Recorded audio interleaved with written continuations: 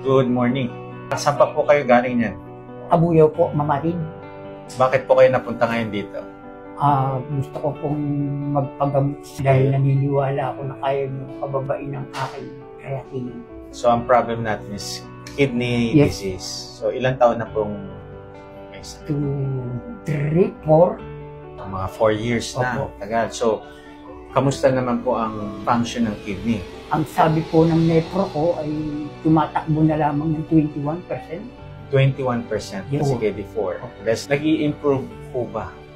Parang malala po.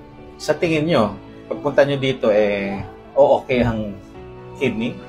Opo, para pong improvement na proof na nakakita. So, alam nyo naglo-low carb ako? Yes.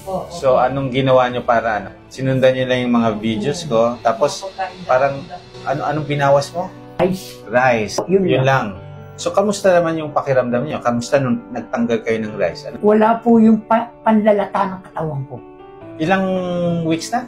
3. 3 weeks na walang rice. Kasi napanood nyo ako. Opo. So, ginaya nyo lang. Opo. Yung gout ko hindi nalabas. Pero lagi po akong may gout. Dati. Dati, as in. Taas na ng uric acid, 12